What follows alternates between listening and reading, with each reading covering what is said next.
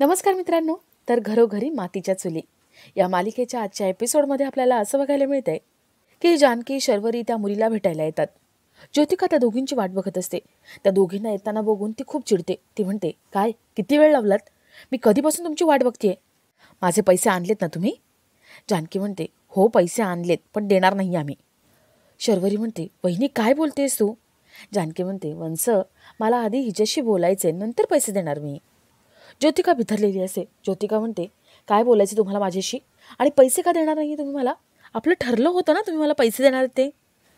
जानकी म्हणते, हो, जसं आपलं ठरलं तसं होतंय की नाही बघायला नको का? तू प्रेग्नंट आहेस ना, मग तुझ्या पोटातलं बाळ सेफ आहे की नाही हे बघायला नको का?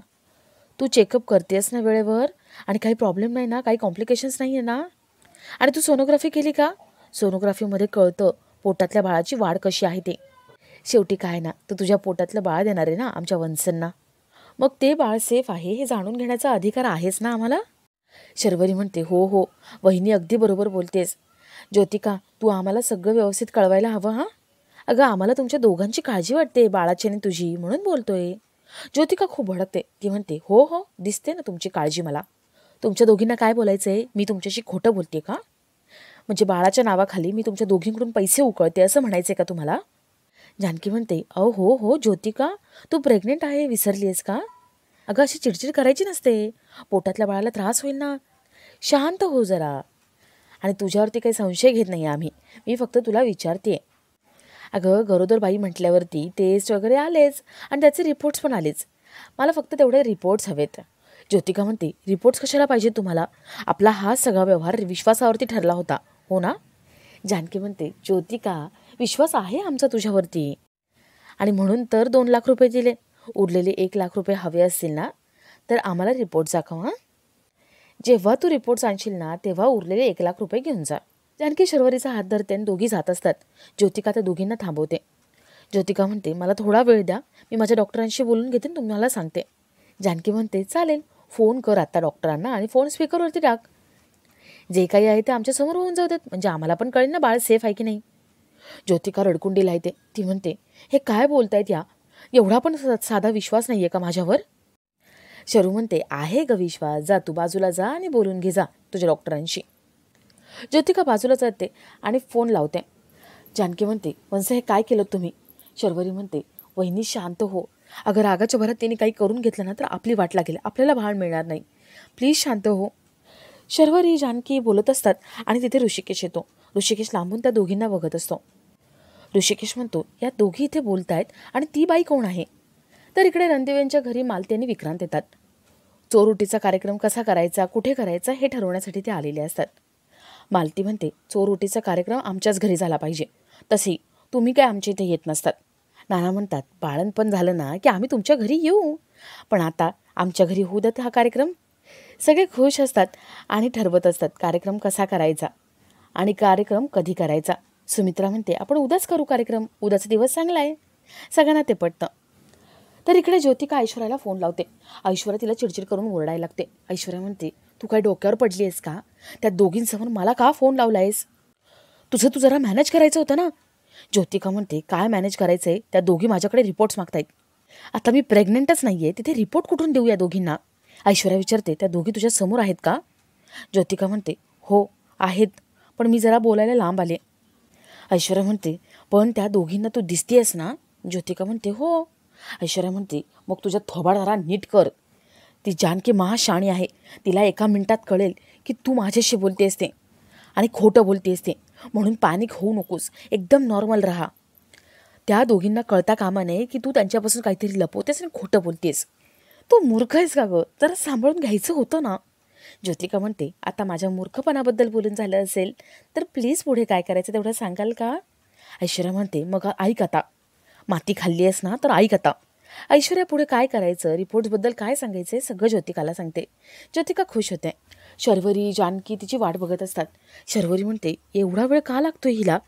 जानकी म्हणते, हंस, अहो अजूनही तुम्ही हिच्यावरती विश्वास ठेवताय का?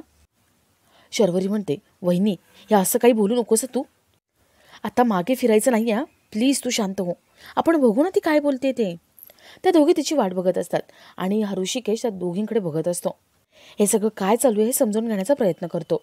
तर ज्योतिकाचं ऐश्वर्याशी बोलणं होतं ती फोन ठेवते आणि त्या दोघींकडे येते. ज्योतिका जानकीला म्हणते, डॉक्टरांशी माझं बोलणं झालंय, ते रिपोर्ट्स देतील मला थोड्या वेळाने. मी तुम्हाला उद्या रिपोर्ट्स आणून देते. शर्वरी म्हणते, चालेल, उद्या द्या. ज्योतिका हात पुढे करते आणि म्हणते, आता पैसे द्या मला माझे. जानकी म्हणते, रिपोर्ट्स उद्या, पैसे उद्या. आणि तसंही वंस, माझा हिच्यावरती अजिबात विश्वास नाही आहे. उद्या हिने हिचं बाळ आपल्याला दिलंच नाही तर काय गॅरंटी आहे. ज्योतिका पर्समधून एक वही पेन काढते. शर्वरी विचारते, काय करतेस तू. ज्योतिका म्हणते, यांना आता मी लेखीच देते ना सगळं लिहून, त्याशिवाय यांचा विश्वास बसणार नाही ना माझ्यावर. ज्योतिका त्याच्यावर लिहिते, सही करते आणि मोठ्याने वाचून दाखवते. ज्योतिका म्हणते, मी ज्योतिका 3 महिन्याची गरोदर आहे. मला देवळात भेटलेल्या शर्वरी यांना मी माझं बाळ देणार आहे, कारण त्या आई होऊ शकत नाही आणि मला हे बाळ नकोय. बाळ जन्माला आल्यावरती त्याच्या बर्थ सर्टिफिकेटवरती आईचं नाव शर्वरी हे असं असेल आणि त्या बदल्यात जानकी रणदिवे मला पैसे देतील आणि या संपूर्ण व्यवहाराच्या साक्षीदार जानकी ह्या असतील. ती मुलगी ते सगळं वाचते आणि जानकीला तो कागद देते. ज्योतिका म्हणते, घ्या घ्या ही चिठ्ठी घ्या, नाहीतर एक काम करा, ही पूर्ण डायरीच तुमच्याकडे ठेवा. ही डायरी कोणाची माहिती आहे. ही डायरी माझ्या प्रियकराची आहे. ज्याचं बाळ माझ्या पोटात आहे ना, त्याची डायरी आहे ही. आता सध्या माझ्यावरती विश्वास ठेवावा तुम्ही, म्हणून मी एवढंच करू शकते. आणि शर्वरीताई, हे बाळ माझं होतं हे मी कोणालाच सांगणार नाही. घ्या ही डायरी घ्या. शर्वरी म्हणते, ठीक आहे, नको दिवस हे सगळं तू. वहिनी, आता तरी विश्वास बसलाय का तुझा. जानकी म्हणते, वंस काय करताय तुम्ही. शर्वरी म्हणते, बघ तुझा विश्वास बसत नाहीये ना, एक काम कर, ही डायरी घे तू आता. जानकी ती डायरी घेते आणि त्या बदल्यात त्या मुलीच्या हातामध्ये 1 लाख रुपये देते. ती मुलगी पैसे घेते आणि तिथून निघून जाते. ऋषिकेशने हे सगळं पाहिलेलं असतं. ऋषिकेश विचार करत तिथून आपल्या घरी निघून जातो. तर इकडे सुमित्रा, मालती शर्वरीच्या डोहाळे जेवणाबद्दल बोलत असतात. ते डोहाळे जेवण कसं करायचं, कुठे करायचं याबद्दल विचार करत असतात. ऐश्वर्या सगळ्यांसाठी चहा नाश्ता घेऊन येते. सुमित्रा विचारते, ऐश्वर्या तू हे सगळं केलंस. ऐश्वर्या म्हणते, हो आई, अहो जानकी घरात नाही म्हटल्यावरती हे सगळं करणं माझं कर्तव्य आहे. हां, जानकीसारखे असे छान चहा आणि वडे करता येणार नाही, तरी मी एक छोटासा प्रयत्न करून बघितलाय. काय आहे ना, रणदिवींच्या घरी पाहुणे आलेत, पाहुणचार झालाच पाहिजे. विक्रांत चहा नाश्त्याचं कौतुक करतो. मालती ऐश्वर्याचं कौतुक करते. मालती म्हणते, सुमित्राताई तुमची धाकटी सून पण खूप छान आहे. हां, दिसायला सुंदर, गोड, पाहुणचार वगैरे छान करते. म्हणजे आत्तापर्यंत फक्त मी जानकीचं कौतुक ऐकत होते, पण हिचंही कौतुक झालंच पाहिजे. हां, हिचे गुण काही लपत नाही आहे. सुमित्रा म्हणते, अगदी बरोबर बोललात तुम्ही, हिचे गुण काही केल्या लपत नाहीत. ऐश्वर्याला सुमित्राचं बोलणं कळतं. मालती म्हणते, अहो सुमित्राताई, तुमच्या घरी इतकी गुणी सून आहे आणि एवढा हसमुख सारंग आहे, आता तुमच्या घरी पाळणा कधी हलणार. ऐश्वर्या म्हणते, आम्हाला आधी असं वाटते की आधी शरूताईंचं होऊन जाऊ देत ना. शरूताईंचे डोहाळे पुरवण्यासाठी आई आणि जानकी फ्री असायला हव्यात. आणि घरात 2-2 बाळं म्हटल्यावरती घरच्यांची जरा धावपळ होईल ना, म्हणून आत्ताच नको आमचं. सारंग म्हणतो, हो हो, म्हणजे शरूताईचं झालं ना की आम्हाला कळेल काय खायचं, काय प्यायचं, कुठल्या डॉक्टरांकडे जायचं. शर्वरीताईंना ज्या डॉक्टरांचा एक्सपिरियन्स असेल ना, त्याच डॉक्टरांकडे आम्ही जाऊ. कुठल्या डॉक्टरांकडे चालू आहे त्यांची ट्रीटमेंट. विक्रांत म्हणतो, नाही, आम्हाला काहीच माहिती नाही आहे.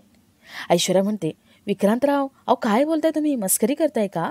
तुमची बायको प्रेग्नंट आहे आणि तिच्या प्रेग्नन्सीच्या पिरियडमध्ये तुम्हाला डॉक्टर माहिती नाही का त्यांचे कोण आहेत ते. अहो तुम्ही तर होणारे बाबा आहात ना, मग तुम्हाला तर माहिती असायलाच हवं होतं. सगळ्यांना माहिती असायला हवं, पण नवऱ्याला तर माहिती असायलाच पाहिजे. विक्रांत म्हणतो, मी विचारलं होतं तिला, पण तिने मला काहीच सांगितलं नाही. सारंग विचारतो, का नाही सांगितलं. ऐश्वर्या म्हणते, सारंग ठीक आहे, शरूताई जानकी दोघी एकत्र गेल्या आहेत ना, त्या दोघी घरी आल्या ना की त्यांना आपण सांगू की रिपोर्ट दाखवा म्हणून. त्या रिपोर्ट्सवरती नाही का डॉक्टरांचं नाव असतं, मग ते आपण बघू आणि जाऊ तिथे डॉक्टरांकडे. मालती म्हणते, चालेल चालेल, ते दोघं आले ना की त्यांना आपण विचारू. ऐश्वर्या म्हणते, हो, हल्ली नाही का रिपोर्ट्समध्ये गडबड होते, म्हणजे तुम्हाला तर चांगलंच माहिती असेल ना. म्हणजे मला तसं म्हणायचं नव्हतं, मला हे म्हणायचं होतं की रिपोर्ट्समध्ये जर काही गडबड असली तर आपण शिकलेलो आहोत, आपल्याला तर लगेच कळेल ना. मालती म्हणते, बरोबर आहे विक्रांत, शर्वरी आली ना की आपण तिला विचारून घेऊ. तेवढं तिथे शर्वरी आणि जानकी येतात. ऐश्वर्या म्हणते, बघा ह्या दोघी आल्या. शर्वरी मालती विक्रांतला तिथे बघते आणि तिचा चेहरा पडतो. मालती विचारते, काय गं, झालं का चेकअप. शर्वरी म्हणते, हो, छान चेकअप झालं. सारंग विचारतो, मग रिपोर्ट्स कधी आले, आत्ता आलेत का.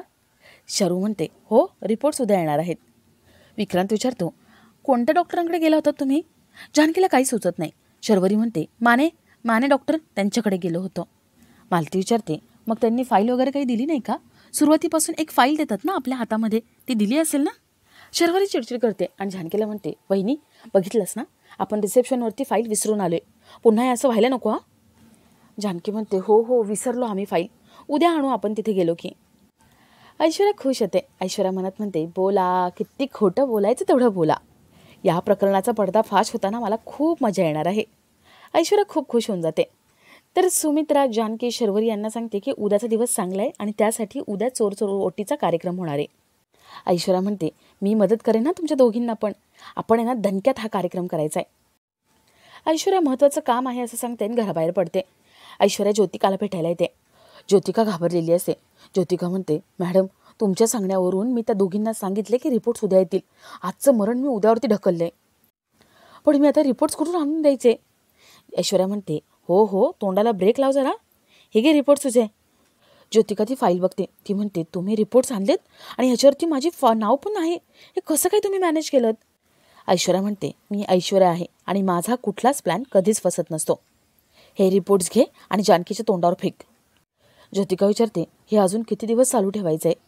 ऐश्वर्या म्हणते, संपत आले, तू जास्त लोड घेऊ नकोस. ज्योतिका म्हणते, ओके तुम्ही म्हणाल तसं, आता निघू मी. ज्योतिका निघत असते. ऐश्वर्या तिला थांबवते. ऐश्वर्या म्हणते, पैसे काय विसरलेस का द्यायची तू? काय डील झालं होतं आपल्यात?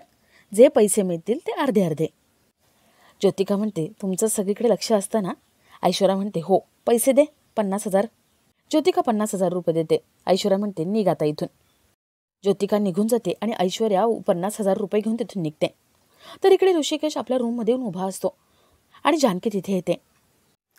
जानकी मुद्दाम काही बाई गप्पा मारत असते आणि ऋषिकेशच्या मूडचा अंदाज घेत असते. जानकी ऋषिकेशला विचारते, अहो काय झाले, तुम्ही माझ्याकडे असं का बघताय? ऋषिकेश म्हणतो, खोटारडेपणा बघतोय मी. जानकी विचारते, म्हणजे? ऋषिकेश म्हणतो, घरातल्यांच्या डोळ्यात धूळ फेकून इतक्या सहजपणे कसं काय वागू शकतेस ग तू? तू माझ्याशी खोटं वागलीस का? असं केलंस ग तू? जानकी, मला तुझ्याकडून ही अपेक्षा नव्हती. जानकी म्हणते, अहो तसं नाही आहे. ऋषिकेश म्हणतो, बास, आता काहीही भापाऱ्या मारू नकोस तू. मी स्वतःच्या डोळ्यांनी बघितले, तू आणि शरू त्या बाईला पैसे देत होतात. म्हणजे जानकी, आधीचे 2 लाख सुद्धा तू त्या बाईलाच दिले असशील ना? जानकी रडायला लागते. जानकी म्हणते, माझ्या मनावरती खूप दिवसांपासून ओझं होतं. तुम्हाला सगळं सांगायचं होतं. मला टेन्शन आलं होतं. कसं सांगू? मी तुम्हाला सगळं सांगणारच होते. ऋषिकेश विचारतो, कधी सांगणार होतीस तू मला? जानकी, कोण आहे ती बाई? का भेटलात तुम्ही तिला? आणि का पैसे देत होतात तुम्ही तिला? तिकडे तेव्हा तुम्हाला बघितलं ना, तेव्हा कळत नव्हतं की हे सगळं काय चालू आहे. घरी आल्यावर तुझी पर्स चेक केली आणि त्या पर्समध्ये काय सापडलं? ही चिठ्ठी त्या मुलीने लिहिलेली. एवढा मोठा विश्वासघात करताय तुम्ही. माझा, आईचा, घरातल्या सगळ्यांचा विश्वासघात करताय. जानकी म्हणते, ऋषिकेश फक्त एकदा माझ्या डोळ्यात बघा आणि विचार करा, तुमची जानकी असं करू शकते का? मला हे सगळं पहिल्या दिवसापासून करायचंच नव्हतं. मला घरातल्यांना, तुम्हाला, कोणालाच फसवायचं नव्हतं. जानकी पहिल्यापासून आत्तापर्यंत काय काय घडलं हे ऋषिकेशला सगळं सांगते. जानकी म्हणते, पण काही झालं तरी माझा त्या बाईवर विश्वास नाही आहे. ऋषिकेश म्हणतो, मग तुझा माझ्यावरती विश्वास नव्हता? जानकी, मला का सांगितलं नाही सगळं आधीच? अगं तुम्ही सगळ्या घरातल्यांशी खोटं बोललात आणि एका शब्दाने सुद्धा तुला सांगावंसं वाटलं नाही? जानकी म्हणते, कारण शर्वरी वंश म्हणाल्या त्या जीव देतील म्हणून मला कोणाला काही सांगता येत नव्हतं. आणि एकदा दोनदा नाही, त्यांनी बऱ्याच वेळा हेच केले. हा विषय निघाला की त्या जीव देण्याचा विषय काढायच्या. सारख्या मला जीव देण्याचा धमकी द्यायच्या आणि त्यांनी जीव देण्याचा प्रयत्न सुद्धा केलाय. ऋषिकेश, खरंच सांगते मी खूप घाबरले होते. ही सिच्युएशन कशी हँडल करायची मला काही कळत नव्हतं. मला तुम्हाला हे सगळं सांगायचं होतं, पण काहीच कळत नव्हतं की तुम्हाला मी कसं सांगू. ऋषिकेश, माझं चुकलं. मला प्रत्येक वेळेस वाटत होतं की तुम्हाला येऊन सांगावं, पण मला सांगताच येत नव्हतं. जानकी रडत असते आणि सगळं त्याला सांगत असते आणि आपला आजचा हा भाग इथेच संपतो. तर मालिकेच्या पुढील भागात आपल्याला असं बघायला मिळतंय की ऐश्वर्या स्टोर रूममध्ये येते आणि ती खूप खुश असते. ऐश्वर्या म्हणते, एकीकडे चोर ओटी भरण्याचा कार्यक्रम होईल आणि दुसरीकडे जानकीचा खोटारडेपणाचा चेहरा बाजूला होईल.